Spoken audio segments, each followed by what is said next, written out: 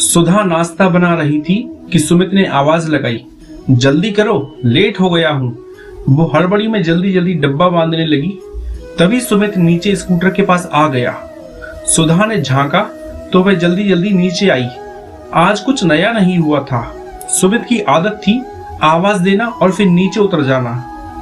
वो सोचने लगी कि कितने दिन हो गए सुमित ने कभी भी अपनी आदतों को नहीं छोड़ा और मैं अपनी हर एक ख्वाहिश आदतें बड़े आराम से बदल लेती हूँ। वो चुपचाप बैठी थी कि सास ने आवाज लगाई, बहू शाम को आऊंगी, चाय बना के रखना, परसों करवा चौथ है, व्रत की तैयारी कर ले। सास ने बहू से इतना कहा और चली गई। सुधा को याद आया कि उसके पिछले 2 करवा चौथ जब सुमित देर रात में आया, वो पूरे दिन भूखी थी, एकदम भूखी। सुमित देर से घर आके जब माँ के पास बैठकर खाना खाने लगा और उसे इतना भी याद नहीं कि सुधा भूखी ही नहीं प्यासी भी है। सुधा ने सुमित के पैर छुए और सुमित ने एक सेल्फी खींची और सुधा चुपचाप घर के अंदर चली गई। सास ने कहा, जा कड़ी लिया किचन से। बहुत सारे ख्याल सुधा के मन में चल रहे थे पर वो चुपचाप बैठी थी।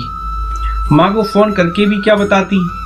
वो सिकुड़ी थी अपने ख्यालों में कि ससुर जी बाजार से सामान लेकर अंदर कमरे में आए ही थे कि उन्हें चक्कर आने लगा और वह नीचे गिरने लगे। सुधा ने जल्दी से संभाला और दौड़कर किचन से 1 गिलास पानी लेकर आई।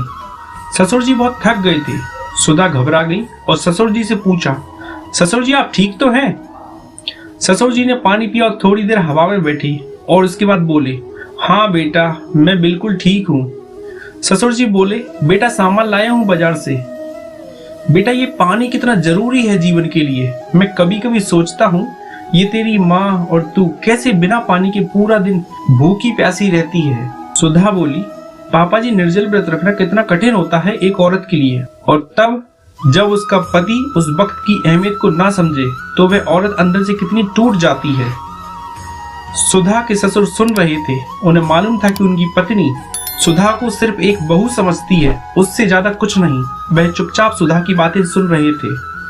आज करवा चौथ के दिन सुधा फिर से निर्जल व्रत रखकर किचन में खाना बना रही थी कि अचानक सास आई और बोली, आज सुमित 10 बजे तक आएगा, तू जब तक जल्दी जल्दी खाना बना ले। तेरे ससुर जी भी भूखे हैं और चांद निकलने से पहले ही तू खाना तैयार करके तैयार हो जाना। किचन में सुधा के मन में तरह तरह के ख्याल आ रहे थे। वह सोच रही थी कि आज तक सुमित ने उसके लिए अपनी जिंदगी में क्या बदलाव किया होगा, और सुधा ने तो अपनी पूरी जिंदगी ही बदल दी थी उसके लिए। उसे याद आया कि शादी से पहले जब माँ करवा चौथ का व्रत रखती थी तो वह कड़ी की पकौड़ियाँ चुरा चुरा कर खाती थी और माँ के लाख मना करने पर उसको खूब डांट पड़ती थी, लेकिन फिर भी सुधा नहीं मानती थी। उसे अफसोस यह नहीं था कि वह ससुराल में सब नहीं कर पाती। उसे तो सबसे ज्यादा इसका अफसोस था कि सुमित उसे बिल्कुल भी नहीं समझ सका। वह सिर्फ अपनी ही दुनिया में खोया रहता। उसके लिए सुधा एक पत्नी थी, सिर्फ एक पत्नी और उसके घर की बहू, लेकिन सुधा के लिए सुमित एक पूरा संसार था। रात हुई, घड़ी में 9 बजे और चांद निकला। सुधा और उसकी सास दोनों पूजा कर रहे थे कि अचानक ससुर जी कहीं चले गए। अब रात के 11 बज चुके थे और जब ससुर जी लौट के नहीं आए तो सुधा की सास को बहुत चिंता होने लगी। उसने बार बार फोन किया। तब ससुर जी ने फोन उठाते हुए कहा कि वह बस 5 मिनट में आ रहे हैं। रात 11:30 बजे ससुर जी जब घर लौटे तो सुमित पहले ही लौट चुका था। पापा को इतनी देर में आते देख सुमित थोड़ा गुस्से में आ गया। सुमित ने अपने पिता से कहा, पापा जी आप इतनी देर से आज क्यों आए हैं? आपको पता है ना कि आज माँ का करवा चौथ का व्रत है। वह कितनी देर से भूखी प्यासी सुबह से आपका इंतजार कर रही है। और सबसे पहली बात, इस टाइम पूजा के समय आपको कहीं जाने की क्या जरूरत थी? सबसे पहले तो आपको सारे काम छोड़कर यहाँ आना चाहिए था माँ के पास। ससुर जी हल्का सा मुस्कुराए और बोले, बेटा अगर यही काम तू बहू के साथ करता तो मुझे भी इतनी ही खुशी होती। तुझे पता तो है ना, मैंने देखा है 2 साल से बहू बेचारी भूखी प्यासी तेरे इंतजार में बैठी रहती है और तू आकर चुपचाप माँ के साथ खाना खाकर सोने चला जाता है। बहू सुबह से तेरा इंतजार करती है, भूखी प्यासी उसे तेरा इंतजार रहता है कि तू कब ऑफिस से आएगा और उसको समय देगा। बेटा आज तेरी माँ ही नहीं तेरी पत्नी भी भूखी है। सोच कि 1 गिलास पानी की कीमत की कितनी अहमियत है।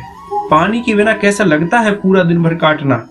चल जा और अपनी पत्नी के साथ बैठ, उसको सबसे पहले पानी पिला और उसके साथ 2 शब्द प्यार से बोल, फिर हम सब मिलकर खाना खाएंगे।